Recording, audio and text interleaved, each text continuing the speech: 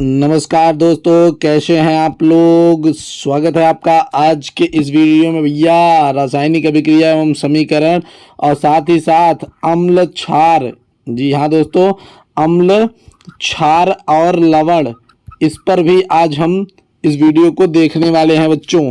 एकदम आराम से एक एक पॉइंट को आज हम देखते हुए चलेंगे। तो सबसे पहले आज जो है हमारा रासायनिक अभिक्रिया एवं उसके समीकरण है, तो सबसे पहले इसी को देखेंगे। अंग्रेजी में भैया केमिकल रिएक्शन एंड इक्वेशंस के नाम से ये चैप्टर हमारा चैप्टर 1 क्लास 10th के अंदर दिया हुआ है। तो भैया चाहे जहाँ पर चाहे जिस चैप्टर पर ये दिया हो, सबके लिए इम्पॉर्टेंट है। ये किसी भी, मैं एक प्राइवेट बोर्ड के लिए नहीं बता रहा हूँ, लेकिन हाँ ये देखिए, मैं एक आपको बात कह रहा हूँ कि आपको हर एक बोर्ड में ये काम आने वाली है। ठीक, तो देखिए सबसे पहला जो आपका क्वेश्चन यहाँ पे निकल के आता है दोस्तों, क्या आता है सबसे पहला क्वेश्चन कि भैया मैग्नीशियम रिबन, ध्यान से देखिएगा, मैग्नीशियम रिबन को ऑक्सीजन की उपस्थिति में जलाने पर क्या प्राप्त होता है। यानी जो मैग्नीशियम रिबन होता है उसको जलाने से पहले रगड़ा भी जाता है, उसके ऊपर से जो है अशुद्धियों को हटाया जाता है, तो उसको जब हम ऑक्सीजन की उपस्थिति में जलाते हैं तो हमें क्या प्राप्त होता है। ये बहुत ही ज़्यादा रोचक बात है। तो आपका पहला ऑप्शन है क्या भैया, मैग्नीशियम डाइऑक्साइड, मैग्नीशियम ऑक्साइड या मैग्नीशियम ट्राइऑक्साइड। तो क्या लगता है दोस्तों, क्या सही है आपको बताइए। मैग्नीशियम डाइऑक्साइड सही है, मैग्नीशियम ऑक्साइड सही है या मैग्नीशियम ट्राइऑक्साइड। तो दोस्तों इसका जो सही आंसर है वो है दोस्तों मैग्नीशियम ऑक्साइड। जी हाँ दोस्तों, जब हम याद रखिएगा Mg को, जब हम 2Mg को ऑक्सीजन की उपस्थिति में जलाते हैं तो जो हमें प्राप्त होता है वो होता है 2MgO। क्या होता है, 2MgO, ध्यान दीजिएगा। तो ये क्या होता है, मैग्नीशियम ऑक्साइड। ठीक दोस्तों, चलिए आगे देखते हैं बच्चों। तो अगला नंबर क्वेश्चन आता है हमारा कि दूध का दही बनना। ठीक, तो दूध का दही बनना, यहाँ पर ध्यान दीजिएगा, बनना। तो दूध का दही बनना क्या है, रासायनिक अभिक्रिया है, भौतिक अभिक्रिया है या दोनों में से कोई नहीं है। बताइए जल्दी से, क्या लगता है कि दूध का जो है दही बन जाना आपको क्या है। तो मैं आपको बता दूं, रासायनिक अभिक्रिया वह अभिक्रिया भैया, या सीधी बात रासायनिक परिवर्तन, आपका सीधी बात यहाँ पे लिखिए, अभिक्रिया नहीं रासायनिक परिवर्तन समझिए, कि जब भौतिक गुणों के साथ साथ रासायनिक गुणों में भी परिवर्तन आ जाता है तो हम रासायनिक परिवर्तन कहते हैं। और जब केवल भौतिक गुणों अवस्थाओं आदि के अंदर ही परिवर्तन होता है तो उसे हम भौतिक परिवर्तन कहते हैं। तो इसका सही उत्तर हो जाता है दोस्तों, तो इसका सही आंसर है दोस्तों रासायनिक अभिक्रिया। क्या दोस्तों, रासायनिक अभिक्रिया। लेकिन याद रखिएगा दोस्तों, जब यही चीज आ जाता है कि जल का जमना क्या है, तो याद रखिएगा जल का जमना एक भौतिक अभिक्रिया होती है। ठीक दोस्तों, याद रखिएगा इसे, आशा करते हैं आपको याद भी रहेगा। आगे देखते हैं दोस्तों, आगे चलते हैं, आगे देखते हैं। तो तीसरा नंबर आता है हमारा कि किस अभिक्रिया में ऊष्मा प्राप्त होती है। तो ऐसी कौन सी अभिक्रिया है जिसमें हमें ऊष्मा प्राप्त होती है, यानी वो ऊष्मा का त्याग करती है। तो याद बताइए भैया, ऊष्मा शोषी अभिक्रिया है, ऊष्मा क्षेपी अभिक्रिया है या संयोजन अभिक्रिया। तो ये अभिक्रिया ऊष्मा शोषी लगती है आपको? जी नहीं, बिल्कुल नहीं। ऊष्मा शोषी अभिक्रिया में तो बल्कि ऊष्मा जो है ऊष्मा का अवशोषण हो जाता है, मतलब उसमें आप ऊष्मा देंगे परंतु वो ऊष्मा उसी में विलुप्त हो जाती है। यहाँ पर ऊष्मा छोड़ने की बात करी जा रही है, यानी ऊष्मा क्षेपी। तो सीधी बात, सोखने वाला शोषी और छोड़ने वाला क्षेपी। संयोजन अभिक्रिया क्या है दोस्तों, याद रखिएगा, जब दो या दो से अधिक पदार्थ मिलकर एकल उत्पाद का निर्माण करते हैं तो वहां पर संयोजन अभिक्रिया होती है। ठीक बच्चों, एकदम आराम से एक एक पॉइंट ध्यान देते हुए चलिए। अब देखिए चौथा नंबर क्वेश्चन, अगर बात करें चौथा नंबर क्वेश्चन जो क्या दिखा रहा है कि जब दो पदार्थों से एकल उत्पाद का निर्माण हो तब होती है। देखिए अभी मैंने आपको बताया कि जब दो पदार्थों से एकल उत्पाद का निर्माण हो तब होती है क्या, संयोजन अभिक्रिया, वियोजन अभिक्रिया या प्रतिस्थापन अभिक्रिया। तो भैया हेडिंग तो बता दी दिया आपको, संयोजन अभिक्रिया सही है। वियोजन अभिक्रिया क्या होती है, इसके ऊपर बात करते हैं कि भैया वियोजन अभिक्रिया क्या होती है। तो याद रखिएगा, जब एक ही अभिकर्मक टूट कर कई भागों में विभक्त हो जाते हैं तो वहाँ पे वियोजन अभिक्रिया होती है। इसे याद रखिएगा, अपघटन भी बोलते हैं, इसका नाम अपघटन अभिक्रिया के नाम से भी दिखाया जाता है। प्रतिस्थापन अभिक्रिया की बात कर लेते हैं तो प्रतिस्थापन अभिक्रिया जो है भैया वो कहाँ पर होती है, जब कोई एक मजबूत, ध्यान से सुनिएगा, जब कोई ज़्यादा अभिक्रियाशील अपने से कम क्रियाशील यौगिक के आयन को प्रतिस्थापित कर देता है तो वहाँ पर क्या होता है, प्रतिस्थापन अभिक्रिया होती है। ठीक, इसी प्रकार से एक आपका द्विविस्थापन अभिक्रिया भी होती है। ठीक, अब यहाँ पर देखिए किस अभिक्रिया में सफ़ेद अवक्षेप बनता है, तो ऐसी कौन सी अभिक्रिया है जहाँ पर आपका सफ़ेद अवक्षेप बनने लगता है। अब ये बात ध्यान रखिएगा, सफ़ेद अवक्षेप बोल दिया है, क्या बोल दिया है दोस्तों, सफ़ेद अवक्षेप बनने के लिए कि ऐसी कौन सी अभिक्रिया है जिसमें सफ़ेद अवक्षेप बनता है। तो इसमें देखिए आपका दिया है अवक्षेपण अभिक्रिया, उदासीन अभिक्रिया, द्विविस्थापन अभिक्रिया। तो भैया ये क्या है, अवक्षेपण अभिक्रिया। उदासीनीकरण की अभिक्रिया वहाँ पर होती है जहाँ पर जल का निर्माण हो जाता है, क्या हो जाता है, जल का निर्माण हो जाता है किसी धातु के साथ या किसी उत्पाद के साथ। जब हमारा कहीं पर जल का निर्माण हो जाता है तो वहाँ पर उदासीनीकरण की अभिक्रिया हो जाती है। द्विस्थापन अभिक्रिया में हमने बताया कि जहाँ पर यौगिकों के आयनों का आदान प्रदान हो जाता है वहाँ पर हमारे पास द्विविस्थापन की अभिक्रिया देखने को हमें मिल जाती है दोस्तों। ठीक दोस्तों, चलिए आगे देखते हैं। अगला आ जाता है 6वां नंबर की किस अभिक्रिया में ऑक्सीजन का संयोग होता है। बहुत ही अच्छा पॉइंट कि किस अभिक्रिया में ऑक्सीजन का संयोग होता है। तो भैया अपचयन अभिक्रिया, उपचयन अभिक्रिया, विघटन। विघटन अभिक्रिया तो पहली बात तो हम यहाँ पे काटेंगे क्योंकि यहाँ पर अपघटन या विघटन, विघटन यानी टूटकर अलग होना ही होता है, कोई दिक्कत नहीं है दोस्तों। तो बताइए या तो अपचयन हो सकता है या तो उपचयन हो सकता है, आपको क्या लगता है दोस्तों, कौन सा होना चाहिए। देखिए अपचयन में क्या होता है, अपचयन में आपका ऑक्सीजन नहीं जुड़ता है, ठीक, ऑक्सीजन नहीं जुड़ता है वहाँ पे। तो उपचयन अभिक्रिया, इसे ऑक्सीकरण अभिक्रिया के नाम से भी जानते हैं, याद रखिएगा, इसे ऑक्सीकरण अभिक्रिया के नाम से भी जाना जाता है, तो इसको भी याद रखिएगा। तो यहाँ पे आपका जो राइट आंसर हो जाएगा वो अपचयन अभिक्रिया हो जाएगा।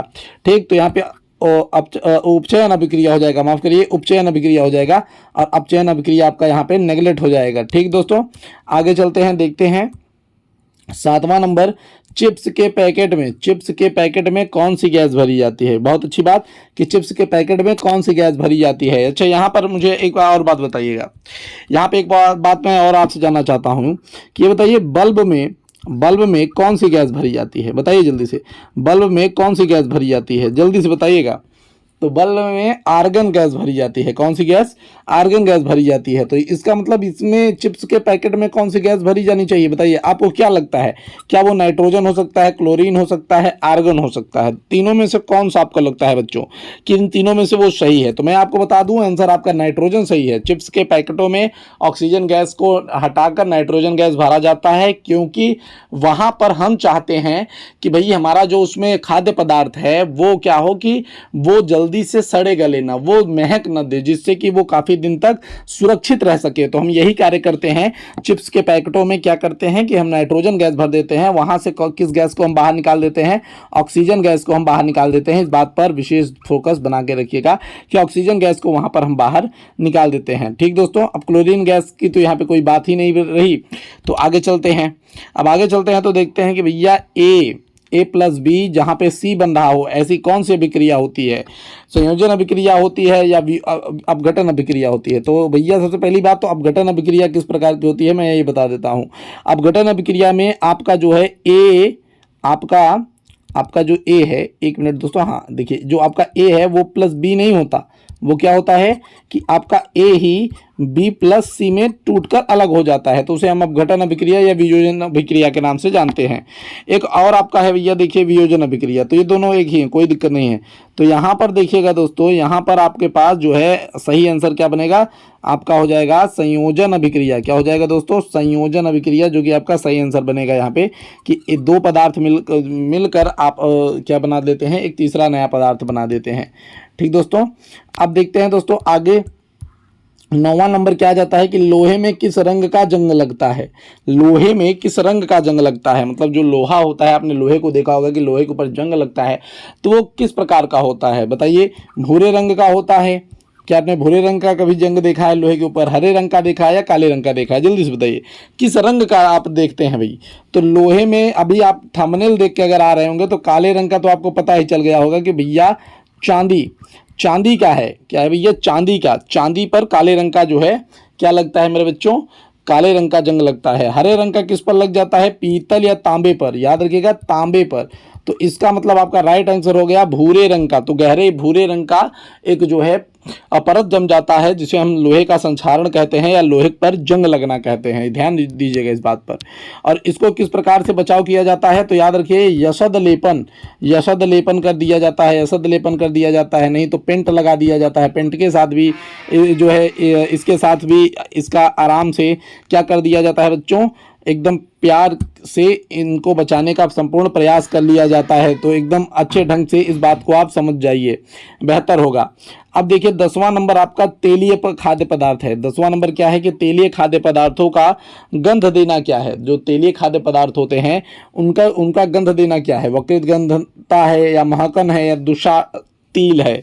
तो दुशातिल कितनों को लगता है, कि भैया यहाँ पर दुशातिल आंसर सही है। कितनों को लगता है बताइए, दुशातिल वाले कितने हैं, तो भैया दुशातिल वाले पहले गलत हैं आप। और महकन किसको लगता है, महकल वाले बिल्कुल सही हैं। ऐसा सोच रहे हैं तो बिल्कुल गलत हैं आप। इसका सही आंसर क्या हो जाता है दोस्तों, वकृत गंधिता। क्या है दोस्तों, वकृत गंधिता इसका एकदम सही आंसर है। इसके लिए भाई जिसने वकृत गंधिता कहा उसके लिए थोड़ी सी तालियां बज जानी चाहिए, थोड़ी सी तालियां यहाँ पर हो जानी चाहिए। बिल्कुल हाँ, वकृत गंधिता वाले बिल्कुल सही हैं।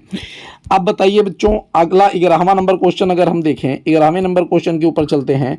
तो 11वां नंबर क्वेश्चन कहता है कि यह कौन सी अभिक्रिया है। ध्यान से देखिएगा, क्या है कि यह कौन सी अभिक्रिया है जहां पे नाइट्रोजन और ये हाइड्रोजन जो साथ में मिलकर अमोनिया बनाते हैं, और हाइड्रोजन और क्लोरीन जो कि आपका हाइड्रोजन क्लोराइड ठीक बनाते हैं, और हाइड्रोक्लोरिक एसिड भी होता है HCl।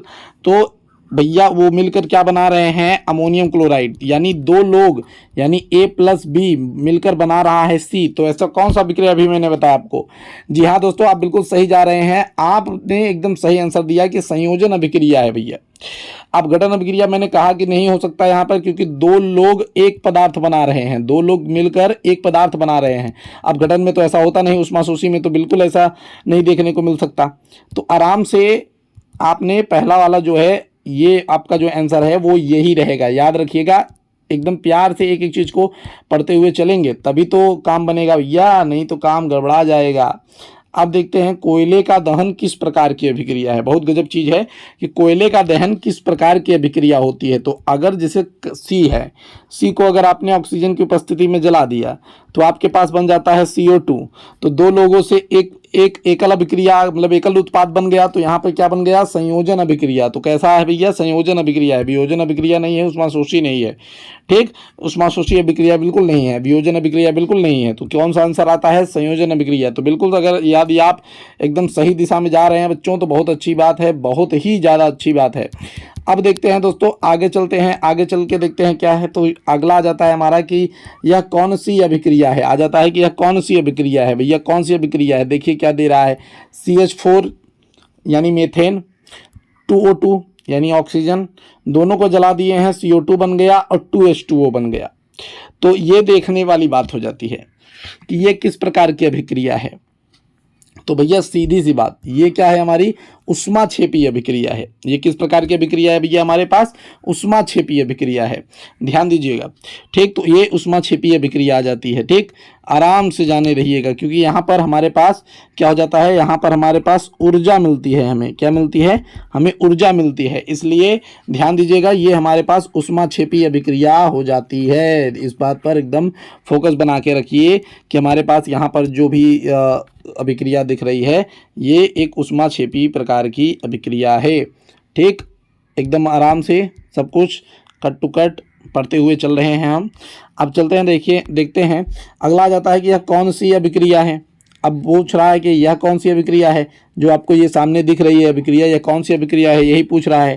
जिसमें आपका क्या है, लोहे का सल्फेट है, उष्मा मिल रही है, जिससे आपका लौह ऑक्साइड बन रहा है, SO2 बन रहा है, SO3 बन रहा है। तो आपको क्या लगता है क्या है।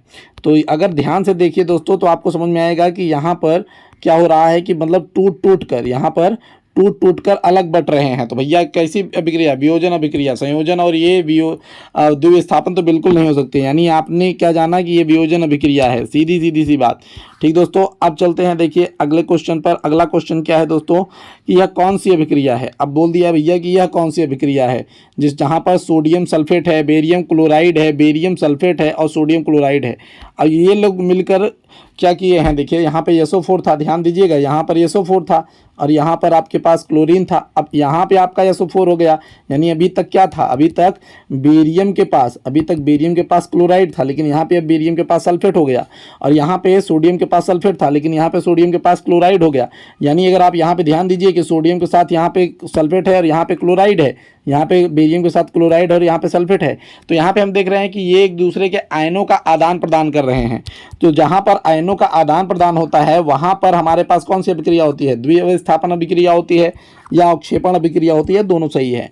तो देखिए दोस्तों, मैं बता देता हूँ, ये हमारे पास दोनों सही हैं, क्योंकि यहाँ पर ध्यान दीजिएगा, ये जो आपका बेरियम सल्फेट है एक सफ़ेद प्रकार का अवक्षेप होता है और इस प्रकार से यह अवक्षेपण अभिक्रिया भी कहलाता है। और ये इन दोनों ने भाई आपस में आयनों का आदान प्रदान भी कर लिया है, तो द्विस्थापन अभिक्रिया भी ये है।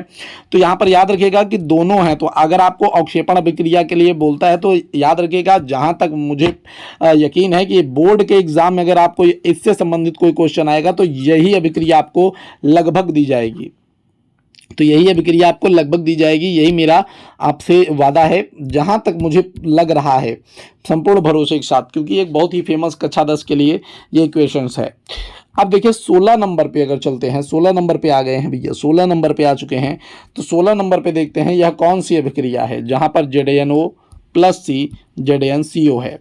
तो रेडॉक्स अभिक्रिया आपका बिल्कुल सही आंसर होगा। अगर आपने रेडॉक्स अभिक्रिया सोचा है तो बिल्कुल आप सही सोच रहे हैं, और इसी तरीके से आप सोचते सोचते बेटा जो है बोर्ड में अच्छे नंबर भी प्राप्त करेंगे, एकदम मेरी गारंटी है। तो रेडॉक्स अभिक्रिया है, एकदम आराम से यहाँ पे आप देख रहे हैं Zn का O का हास हो गया और यहाँ पे कार्बन के साथ जुड़ गया। तो उपचयन दोनों देखने को मिल रहा है इसमें, तो इसलिए यहाँ पे रेडॉक्स अभिक्रिया है। तो जहाँ पे अपचयन और उपचयन दोनों देखने को मिलता है वहाँ पे रेडॉक्स अभिक्रिया होती है, ये बात भी आपको याद रखने योग्य है। अब देखिए 17वां नंबर क्वेश्चन आ जाता है कि भैया संक्षारण से क्या होता है, संक्षारण से क्या होता है, क्या धातु का संरक्षण होता है, क्या धातु क्षय होती है, या आयनों का आदान प्रदान होता है। तो आयनों का आदान प्रदान द्विस्थापन अभिक्रिया में होता है। धातु का संरक्षण तो हम करेंगे ना भाई, संक्षारण से करना होता है। और तो भैया रियल आंसर हो जाता है आपका कि धातु का क्षय होता है। क्या होता है बच्चों, धातु का क्षय होता है, याद रखिएगा। आगे चलते हैं, देखते हैं 18वां नंबर क्वेश्चन हमारे पास क्या है। 18वां नंबर क्वेश्चन हमारे पास है कि भैया प्रकाश का वियोजन कैसे होता है। तो प्रकाश का वियोजन कैसे होता है, तो सबसे पहली बात कि बल्ब के प्रकाश में, सूर्य के प्रकाश में, या हीटर के प्रकाश में। तो कितनों को लगता है कि बल्ब के प्रकाश में, जिनको लगता है वो गधे हैं भाई साहब, आप बिल्कुल गधे हैं। सूर्य के प्रकाश में किसको किसको लगता है भैया, आप भी गलत हैं। नहीं भैया, ऐसा आप नहीं सोचिए, आप बिल्कुल सही हैं। सूर्य के प्रकाश में होता है, हीटर का तो प्रकाशी, आप कितना जानते हैं कि हीटर का कितना प्रकाश होता है। अब मैं आपको बताता हूँ, ध्यान से सुनिएगा। वियोजन 3 प्रकार के बताए जाते हैं, तापीय बता दिया जाता है आपको, विद्युतीय बता दिया जाता है, जिसमें आपको उसमें भी दोनों एक ही प्रकार के हो जाते हैं उधर, ठीक। तो और आपका एक प्रकाशीय बता दिया जाता है, जहाँ पे सूर्य के प्रकाश से होता है। अब कैसे होता है, तो आप जानते ही हैं कि 2GAg, अगर आपने पढ़ा होगा तो जानते हैं कि 2AgCl2 को जब हम प्रकाश सूर्य के प्रकाश पे रखते हैं तो वहाँ पे 2Ag अलग हो जाता है और Cl2 आपका अलग हो जाता है। तो इस प्रकार से जो है सूर्य के प्रकाश का वियोजन हमें देखने को मिल जाता है बच्चों, एकदम आराम से, कोई दिक्कत नहीं। चलिए देखिए, अब यहाँ से आपके 18 क्वेश्चन आपको मैंने चैप्टर 1 से बता दिए।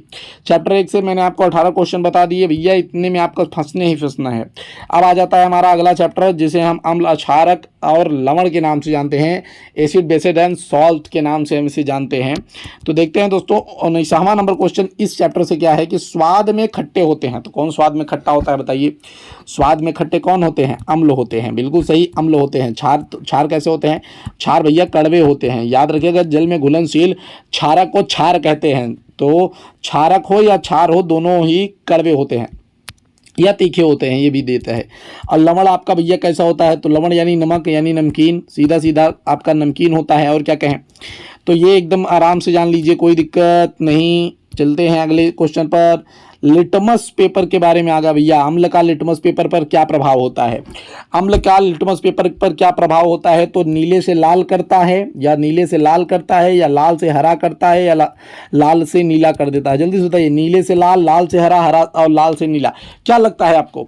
तो बिल्कुल सही क्वेश्चन का आंसर दीजिएगा। देखिए मैं आपको ट्रिक बता देता हूँ, तो हमारा ट्रिक है अनील, यानी अम्ल नीले से लिटमस पेपर को लाल करता है। तो नीले से लाल आपका पहला क्वेश्चन, पहला ये विकल्प था, तो ये एकदम बिल्कुल सही है। और क्षारक क्या करता है, क्षारक आपका देखिए, क्षारक के लिए मैं बता देता हूँ, आप छलोनी याद कर के रखिए। छलोनी यानी क्षारक लाल से नीला कर देता है, तो ये लाल से हरा भैया माफ़ करिए तो नहीं ही है, ठीक। जो इस पे लगा के रखे हैं भैया उनका तो अलग ही लेवल का ज्ञान होगा। तो भैया लाल से नीला, लाल से नीला अम्ल का लिटमस पेपर पर प्रभाव है, और नीले से लाल, नीले से लाल आपका अम्ल का लिटमस पेपर जो है प्रभाव होता है, और लाल से नीला आपका क्षारक का है। किसका है भैया, क्षारक का, ठीक। तो इसीलिए छलोनी का नाम मैंने आपको बता दिया। अब बच्चों यदि आपने यहाँ तक देखा है तो भैया वीडियो को लाइक जरूर कर दीजिएगा। अम्ल क्षारकीय अभिक्रिया से बनता है, यानी अम्ल और क्षारक की जो अभिक्रिया होती है उससे क्या बनता है। तो मैं अगर आपको कहूँ कि आप भैया एक ले लीजिए HCl, ध्यान से देखिएगा, मैं कहूँ आप HCl ले लीजिए प्लस आप NaOH ले लीजिए। देखिए एक आपका अम्ल हो गया, एक आपका क्षारक हो गया, रिएक्शन करा दीजिए तो आप देखते हैं कि आपका क्या बन जाता है, NaCl प्लस H2O बन गया, ठीक। क्या बन गया, H2O बन गया। तो अम्ल और क्षारक की अभिक्रिया से क्या बनता है, NaCl क्या है, एक साधारण नमक है, यानी एक लवण है। तो यानी यहाँ से क्या बन सकता है, लवण बनता है। धातु ऑक्साइड नहीं बनेगा, धातु सल्फेट नहीं बनेगा, लवण बनता है। क्या बनता है भैया, लवण बन जाएगा, ठीक, एकदम प्यार से। अब देखिए 22 नंबर पे आ जाते हैं। तो 22 नंबर की अम्ल जलीय विलयन में क्या देते हैं। तो अम्ल जलीय विलयन में H+ आयन देते हैं, H+ आयन देते हैं, बिल्कुल सही है। OH- आयन कौन देता है, तब भैया क्षारक देते हैं। कौन देते हैं, क्षारक देते हैं, बिल्कुल क्षारक देते हैं, ध्यान दीजिएगा। दोनों तो भैया बिल्कुल गलत, दोनों वाले बिल्कुल गलत। अब देखते हैं, अम्ल तथा धातु अभिक्रिया में कौन सी गैस मुक्त होती है। यानी जब अम्ल और धातु की अभिक्रिया होती है तो उस समय कौन सी गैस मुक्त होती है। तो अम्ल ले लीजिए, कोई भी एक अम्ल, आप HCl ही उठा लीजिए, और एक धातु ले लीजिए। अब इनका अभिक्रिया करा दीजिए तो आपके पास क्या बन जाएगा, NaCl प्लस H2 आपका रिलीज होगा, यानी हाइड्रोजन गैस मुक्त होगी। तो यानी आपका सही आंसर हो जाएगा हाइड्रोजन। क्लोरीन नहीं होगा, फ्लोरीन नहीं होगा, यानी आपका हाइड्रोजन गैस यहाँ पे उत्तर बन जाएगा दोस्तों, बिल्कुल सही, सटीक, एकदम लाजवाब तरीके से, ठीक बच्चों। अब देखिए 24 नंबर, लिटमस पेपर किस प्रकार का सूचक है। क्या बात है, लिटमस पेपर से क्वेश्चन जरूर आपसे पूछा जाएगा, इस पर ध्यान दीजिएगा कि लिटमस पेपर किस प्रकार का सूचक है। तो जो प्रकृति में पेड़ पौधों द्वारा प्राप्त किए जाते हैं उसे हम प्राकृतिक सूचक कहते हैं, जिन्हें लैब में प्रयोगशाला में बनाया जाता है उसे कृत्रिम सूचक कहते हैं। और याद रखिएगा, जो अपनी गंधों द्वारा बता देते हैं कि कौन से अम्ल हैं कौन से क्षारक हैं, वो गंधीय सूचक कहलाते हैं। तो जो भैया याद रखिएगा, पेड़ पौधों से बनेगा वो प्राकृतिक सूचक, जो लैब में बनेगा वो कृत्रिम सूचक, और जो अपने गंध, विशिष्ट गंध द्वारा बताते हैं कि ये अम्ल है, ये क्षारक है। तो इसमें आपका प्याज लौंग आ जाता है, इसमें आपका जो है फिनाप्थलीन आ जाता है, और इधर आपका लिटमस पेपर भी आ जाता है। अरे भैया लिटमस पेपर आ गया। तो प्राकृतिक सूचक आपका जो ये है लिटमस पेपर है, बिल्कुल, हाँ बिल्कुल एकदम सटीक आंसर रहा, बिल्कुल भैया। लिटमस पेपर किस प्रकार के पौधे से बनता है, यानी किस पौधे से बनता है, लिचेन, लिम्फचो या सिकोना। सिकोना का नाम आपने जरूर सुना होगा कहीं ना कहीं, बहुत ही बहुवर्षीय पौधा मतलब पेड़ है ये तो आंसर आ जाता है आपका लिचेन। तो थैलाफाइट समूह होता है, एक थैलाफाइट समूह होता है, उसी समूह का एक लिचेन नाम का पौधा होता है, उसी लिचेन नाम के पौधे से लिटमस पेपर को बनाया जाता है दोस्तों। जी हाँ दोस्तों, लिटमस पेपर को लिचेन नामक पौधे से बनाया जाता है, जो कि थैलाफाइट नामक समूह का एक शैवाल होता है। हाँ भैया शैवाल ही है थैलाफाइट समूह। तो भैया आगे चलते हैं। देखिए अब 26 नंबर पे आ चुके हैं हम कि मानव रक्त का पीएच मान कितना होता है। तो जो मानव का रक्त है यानी ब्लड है उसका पीएच मान कितना होता है। 5 बिल्कुल गलत, 3 बिल्कुल गलत, 7.4 वाले आपने तो भैया झंडे गाड़ दिए तन्ने। बहुत सही, बहुत सही।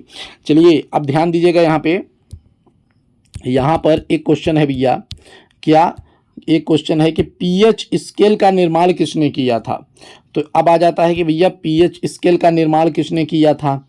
ठीक, तो पीएच स्केल का निर्माण सोरेनसन ने किया था, गैलीलियो ने किया था, अल्फ्रेड नोबेल ने किया था। तो दोस्तों यहाँ पर ध्यान दीजिएगा कि जो आपके 27वें नंबर क्वेश्चन है भैया, इसका आंसर आपका सोरेनसन है। जी हाँ दोस्तों, सोरेनसन ने एक सार्वत्रिक पीएच ला दिया था, पीएच स्केल आ गया था उस टाइम पर। चलिए दोस्तों आगे चलते हैं, देखते हैं जल में घुलनशील क्षारक को क्या कहते हैं। अभी मैंने आपको शुरू में ही बता दिया कि क्षार कहते हैं। ठीक, एकदम बिल्कुल सही आंसर। 29वां नंबर आंसर देख लेते हैं। अम्ल का पीएच मान क्या होता है? 7 से कम, 7 से ज़्यादा या 7? 7 तो भैया जो उदासीन होते हैं उनके होते हैं, जो ना अम्ल होते हैं ना क्षारक होते हैं। तो भैया 7 से जब कम होता है तो अम्ल होता है, 7 से ज़्यादा होता है तो क्षारक होता है। तो सही आंसर क्या हो जाएगा भैया? 7 से कम। जी बिल्कुल सही। अब देखिए मिल्क ऑफ मैग्नीशिया का पीएच मान कितना होता है? 10, 8, 9 बताइए। मिल्क ऑफ मैग्नीशिया का कितना? 10। बिल्कुल सही, मिल्क ऑफ मैग्नीशिया का 10 होता है, बिल्कुल सही। आगे देखते हैं दोस्तों, आगे नंबर देखते हैं तो 31वां नंबर क्वेश्चन आ जाता है कि किसी विलयन के हाइड्रोजन की आयन की सांद्रता को कौन नापता है? तो भैया हाइड्रोजनीमीटर, आयनीमीटर या पीएच स्केल? तो सही उत्तर आ जाता है भैया पीएच स्केल। ठीक, याद रखिएगा। पुषांश, पी का मतलब पुषांश भी होता है यहाँ पर। ठीक, अब देखिए शुद्ध जल का पीएच मान कितना होता है? 7.5, 8 या 7? तो भैया 7, क्योंकि मैंने भी बताया आपको कि उदासीन होने के लिए ये लगता है। तो बिल्कुल एकदम सही। आगे देखते हैं 33 नंबर क्वेश्चन आ जाता है कि ये किस का रासायनिक सूत्र है? CaOCl2 विरंजक चूर्ण का है, ब्लीचिंग पाउडर का है या प्लास्टर ऑफ पेरिस का है? या प्लास्टर ऑफ पेरिस का है? तो बताइए भैया। तो आंसर बिल्कुल सही है आपका विरंजक चूर्ण, विरंजक चूर्ण का है, बिल्कुल सही, एकदम सही जा रहे हैं। अगर आप विरंजक चूर्ण बता रहे हैं बिल्कुल सही जा रहे हैं। आगे देखते हैं 34 नंबर आ जाता है। क्लोर क्षार प्रक्रिया में क्लोरीन गैस मुक्त होती है कहाँ पर? तो याद रखिएगा एनोड पर, कैथोड पर नहीं होती। कैथोड पर तो आपका हाइड्रोजन मुक्त होता है, एनोड पर आपका क्लोरीन गैस मुक्त होती है। क्लोर क्षार अभिक्रिया आपने जरूर पढ़ी होगी दोस्तों, बिल्कुल हाँ पढ़ी होगी, और नहीं पढ़ी है तो हमारे प्लेलिस्ट में पहुँचिए और क्या। ठीक, आपको वन शॉट आपको मिल जाएगा एकदम धमाकेदार तरीके से। वन शॉट देखिए, वहाँ पे सारे वीडियो देखो ना भाई। जब तो आप लोग पढ़ोगे नहीं तो कहाँ से जानोगे, बताओ। अब आ जाता है 35 नंबर क्वेश्चन। तो कोई भी अम्ल, बताइए जल्दी से, कोई भी अम्ल H+ आयन देता है, ये किसने बताया था? आइंस्टीन ने बताया था, कोलराउस ने बताया था, आर्हेनियस ने बताया था?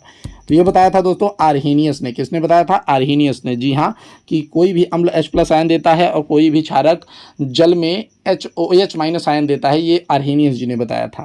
तो दोस्तों इसी के साथ देखिए मैंने हाथ आपसे जोड़ लिए कि भैया अब तो समय आ गया, टाइम आ गया किसका? शेयर करने का। अपने दोस्तों के पास भेज दो भाई, पहली बात तो भेज दो, और लाइक कर देना। ठीक, चैनल को सब्सक्राइब कर लेना, क्योंकि पेपर है तो भैया हम आपका हेल्प तो करेंगे ही। ठीक, तो सब्सक्राइब कर लेना। हम आपसे मिलेंगे अगली वीडियो में, तब तक के लिए जय हिंद, जय भारत।